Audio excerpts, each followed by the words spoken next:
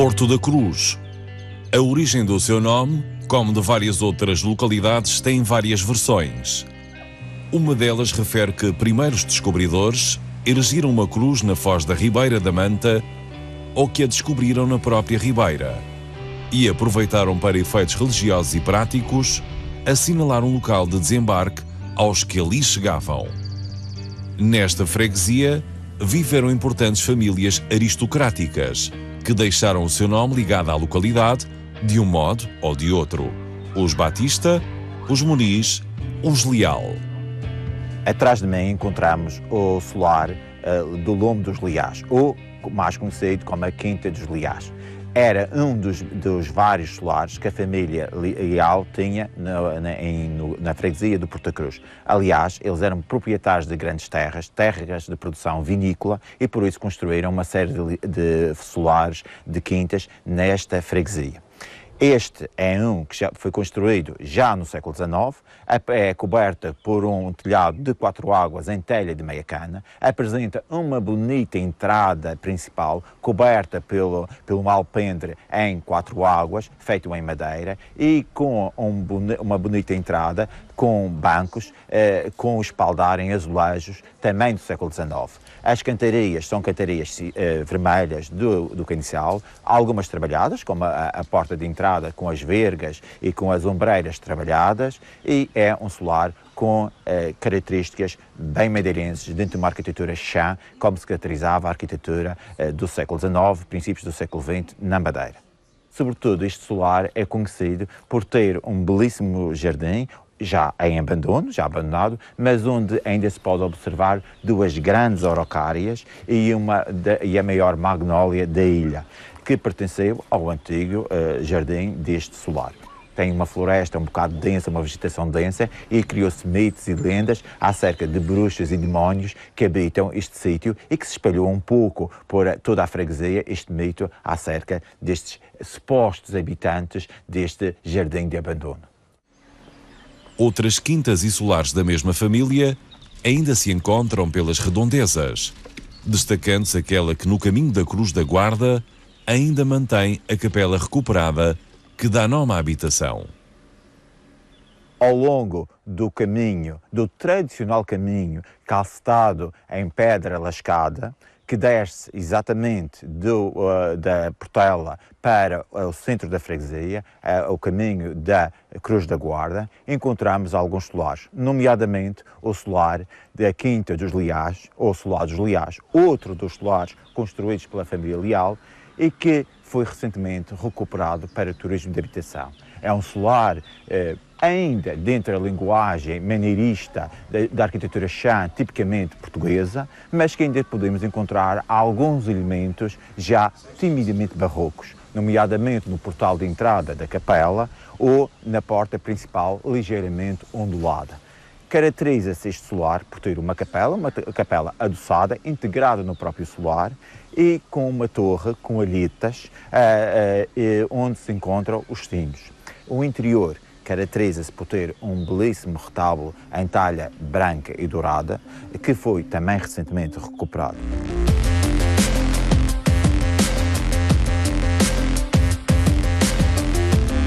No final da década de 80 do século passado, a Quinta da Capela foi adquirida e transformada para servir de turismo de habitação em contexto rural, mas mantendo a traça original até no interior e no mobiliário. Inicialmente a casa foi construída pela família Leal, que eram viscondes aqui da zona do Porto da Cruz, e basicamente teve dentro da mesma família até o final de 1980, mais ou menos, na altura em que foi adquirida pela minha família.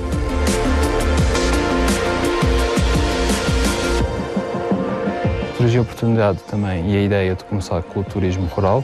Na altura, no início dos anos 90, era um conceito que não havia tanto na Madeira. Fui também formado numa associação para o turismo rural e fui adaptado nesse sentido.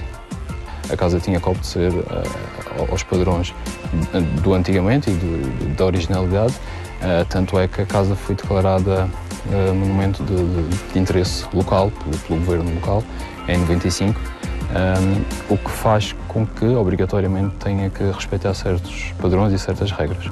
As pessoas que vêm até nós, ou pelo menos uma boa parte deles, vêm precisamente pelo edifício em si, dizem que é como está no museu, que é muito bonito, e eles gostam de ter contacto direto com, primeiro, uma casa com esta idade, segundo, com o recheio, com a mobília que nós temos, e é isso que marca a diferença, essencialmente. Outros solares se espalham pelos diversos sítios da freguesia, como o da Referta, também conhecido como solar de Nossa Senhora de Belém. O solar da Referta foi mandado construir pelo morgado Manuel Teles de Menezes em 1770. É um solar dentro da arquitetura maneirista típica ainda do século XVIII, porque no século XVIII o barroco não foi uma arte, não foi uma arquitetura que se impôs muito na Madeira. Tem uma capela adoçada ao solar, que é uma capela dedicada a Nossa Senhora de Belém. Tem a porta principal da capela, é a porta de entrada de arco pleno, com uma imposta sobre o arco pleno e uma pequena sineira a marcar também a entrada. O solar, ou Quinta da Jangalinha, edificado no sítio conhecido como Casas Próximas, e o solar das Meninas Leal, que também serviu outros propósitos de interesse público. O solar de Jangalinha foi mandado construir no século XIX pelo morgado Caetano Esmeralda Castelo Branco.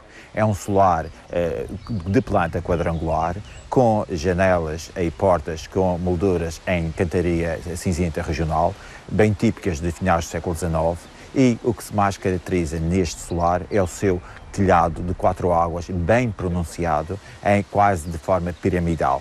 Recentemente, este solar foi classificado como imóvel de interesse municipal. No centro da vila encontramos outro dos solares da família Leal, um solar que data também do século XVIII e que é denominado por o solar das Meninas Leais, como é conhecido atualmente. Porque os últimos habitantes deste solar eram 3 meninas, 3 senhoras, solteiras, pertencentes às famílias Leais, daí o nome das Meninas Leais. Este solar é um solar de uma linguagem muito austera, muito simples, com cantarias à volta das portas e das janelas, e numa conjunção de algumas cantarias cinzenta, vermelha e até branca do Porto Santo. Neste solar funcionou também um quartel militar em meados do século XX e funcionou também como posto de correios. Junto às ruínas de um velho engenho ainda datado do século XIX, encontramos o solar do engenho. Apresenta uma pequena torre à vista de navios, tão característica da arquitetura madeirense do século XVIII, e todo o edifício apresenta uma linguagem muito austera, também característica desta época. Neste solar destaca-se uma passagem com o alpendre, com lambrequim rendilhado, bem ao gosto do século XIX.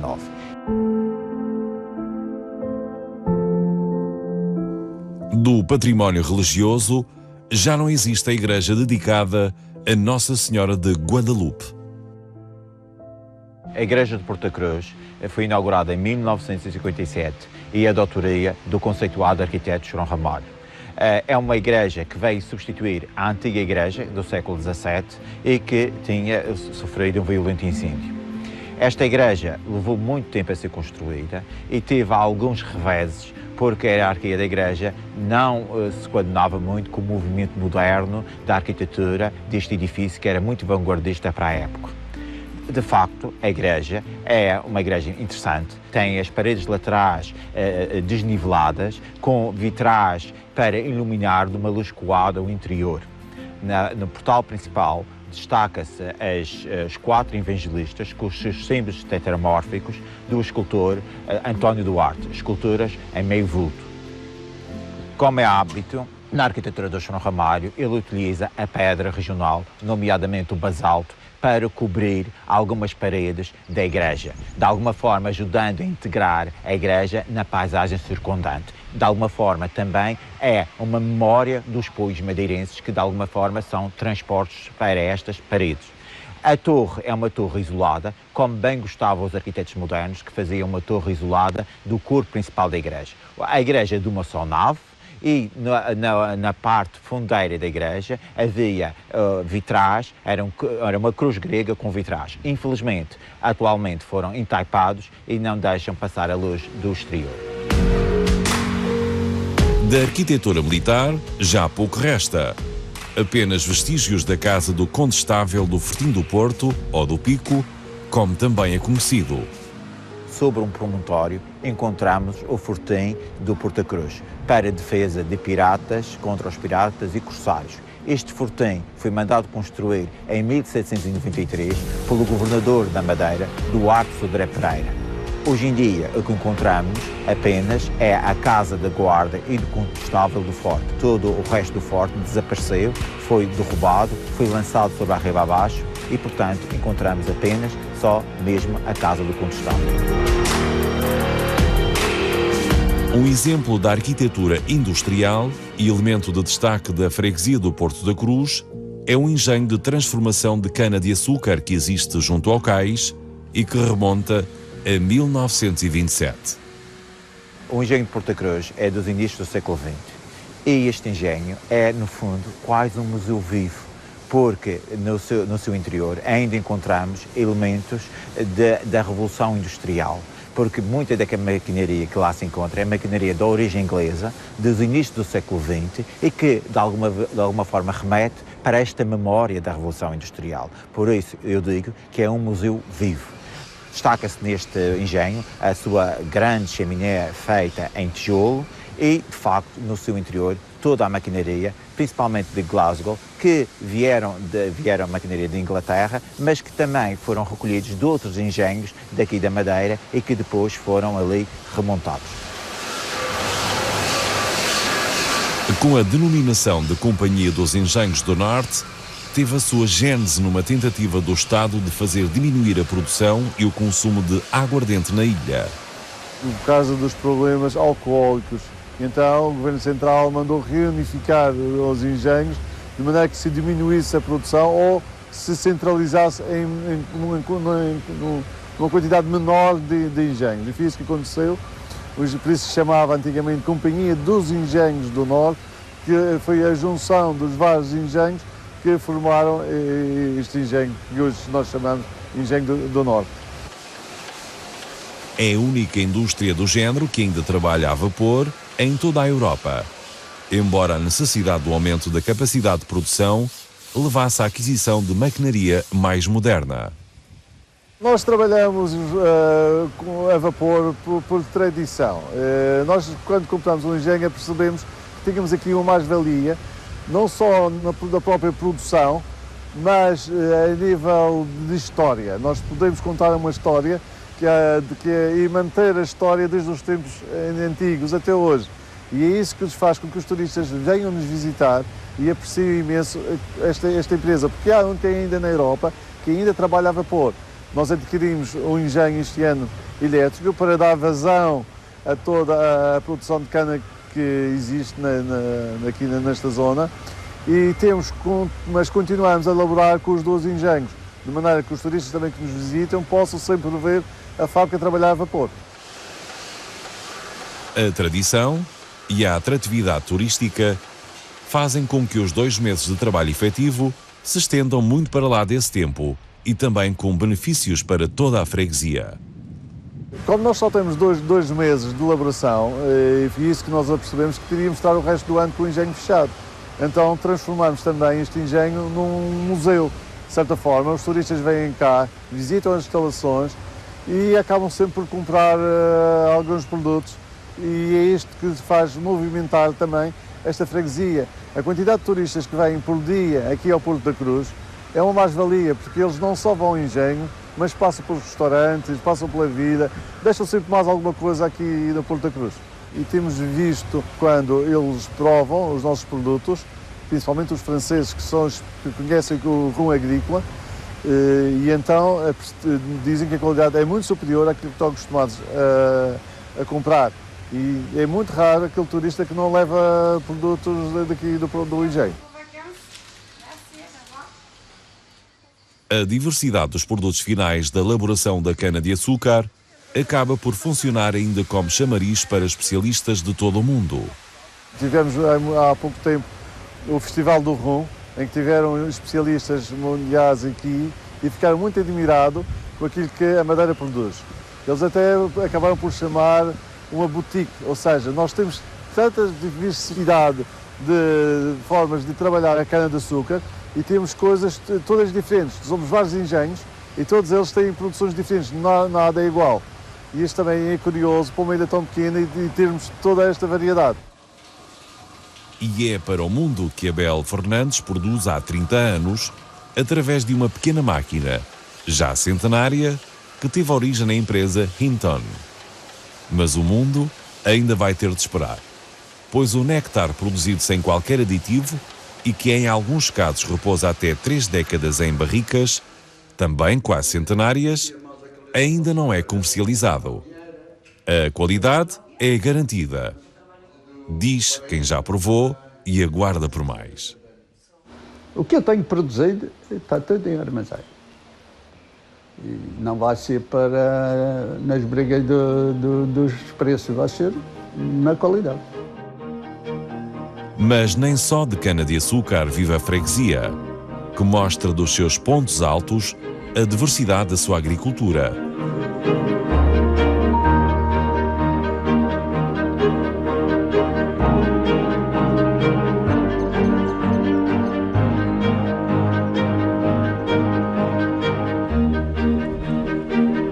Repararmos da Portela, que eu acho que é o lugar mais emblemático de se ver o Porta Cruz, nós vemos vales, vemos as montanhas, vemos as achadas que nós temos aqui e vemos essencialmente essa tal diferenciação de puios, essencialmente com a predominância dos vários verdes da agricultura. Tenhamos em conta que a agricultura do Porta Cruz é uma agricultura de subsistência e é uma agricultura diversificada. Vai desde o comer para todos os dias, da batata, da semilha, do milho, do trigo, até àquele que eu denomino as culturas ricas, como seja a banana, o vime na altura, que hoje em dia não é, e o vinho. Portanto, esses eram, digamos, para rendimento e todo o resto era uma agricultura de subsistência. Com o tempo, algumas culturas foram perdendo interesse económico, restando outras que ainda dão retorno. A banana sempre temos uma coisinha todos os meses. E a outra coisa é só uma vez por ano, uma cana-de-açúcar. Também dá uma coisinha, mas dá muito trabalho. Mas como diz a cantiga, a cana-de-açúcar dá muito trabalho. Estou fazendo este trabalho e é para apanhar a seguir para a semana para o engenho lá para hoje.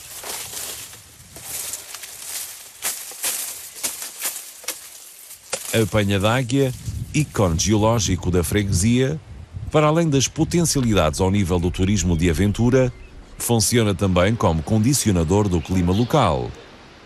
Nós temos a imponente Penha d'Águia, que impede dos ventos do norte. E os ventos, como nós sabemos, os ventos do norte são ventos muito mais frios, o que faz desta, digamos, concha aqui do Porta Cruz e um pedacinho do Faial, faz disto um microclima que nós temos temperaturas aqui anuais muito boas, mesmo no inverno. E é bom para a agricultura e bom para as pessoas viverem também. Em meados do século XIX, é introduzida nesta freguesia a casta de uva americana. E para acondicionar o vinho, são necessários tonéis. Trabalha-se mais para o agricultor, diretamente para o agricultor, porque são essa gente que precisa de armazenar o vinho e para vender. Na altura dos anos 90, 2000, foi uma altura forte para a tonaria. E até mesmo nos outros anos atrás também era bom. Só que a partir dessa data para a frente já fui entrando mais em declínio, fui aparecendo barras do continente cá, já fui afetando também mais um pouco o nosso trabalho. Mas pronto, a gente nunca deixou de trabalhar, baixou um bocadinho, mas ia-se fazendo. Quando era tudo artesanal, a gente para fazer uma pipa nova levava 3 dias. Normalmente hoje a gente pode-se fazer umas 4 num dia. Do mar à serra, muito há ainda por explorar nas atividades ao ar livre, quer do lado da procura, quer do lado da oferta.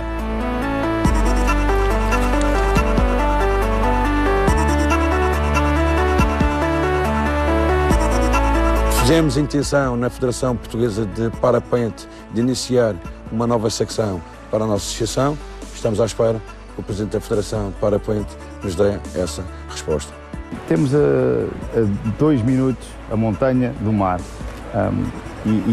esta freguesia oferece realmente essa possibilidade aos turistas de desenvolverem atividades ao ar livre, como o parapente, as levadas e, nomeadamente, o surf. Surf esse que tem umas vertentes bastante interessantes, porque temos 2 praias bastante acessíveis de areia e que possibilitam o início da prática de surf. Eu acho que o Porto da Cruz tem todas as condições, desde o mar à serra, para se praticar desportos. Portanto, acho que é uma freguesia que aconselha-se na prática desportiva.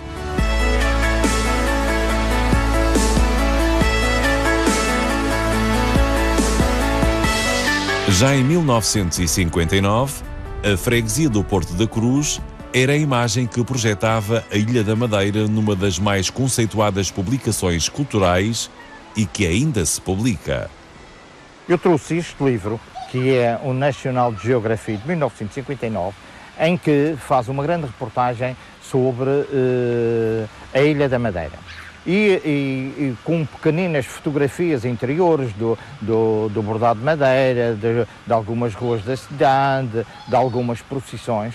E o grande tema, a grande fotografia central desta National Geography é precisamente a freguesia do Porto da Cruz, na altura, penso eu, de julho, mais ou menos de julho.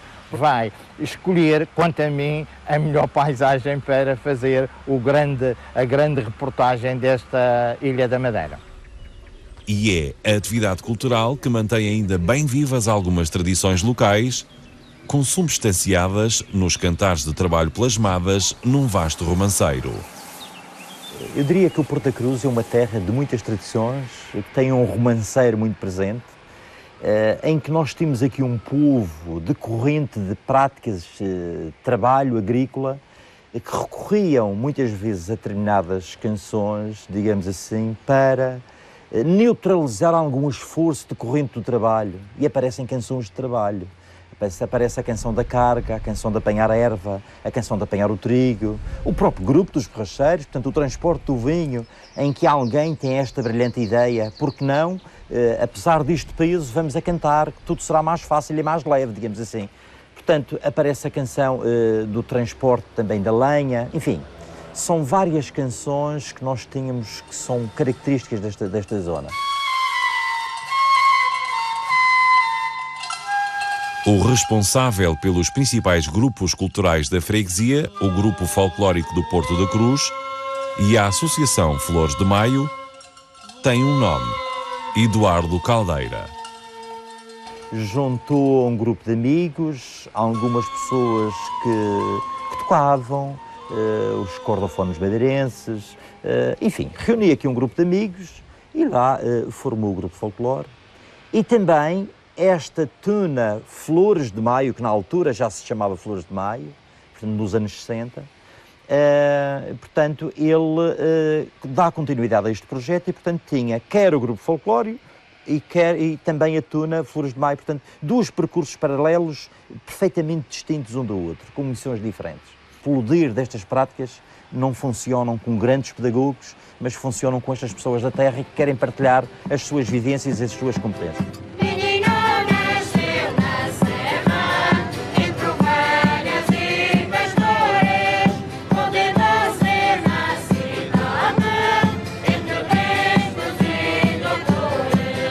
Com 40 a 50 espetáculos por ano e um centro cívico com uma lotação para cerca de 400 pessoas, a continuidade e o sucesso das agremiações estará certamente garantido durante muitos e bons anos.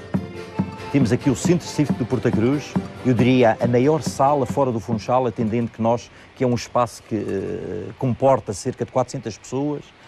Portanto, nós também somos corresponsáveis pela dinamização destes espaços, como outras associações naturalmente.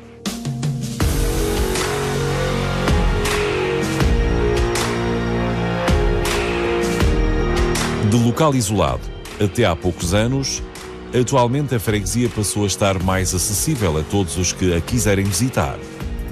As novas vias que ligam aos diversos pontos da ilha, os mais recentes investimentos virados para o turismo, um olhar diferente da própria juventude sobre uma localidade essencialmente agrícola até tempos recentes, projetam uma perspectiva auspiciosa para esta terra, que já não necessita de uma cruz na foz da Ribeira para que os visitantes saibam que chegaram ao Porto da Cruz.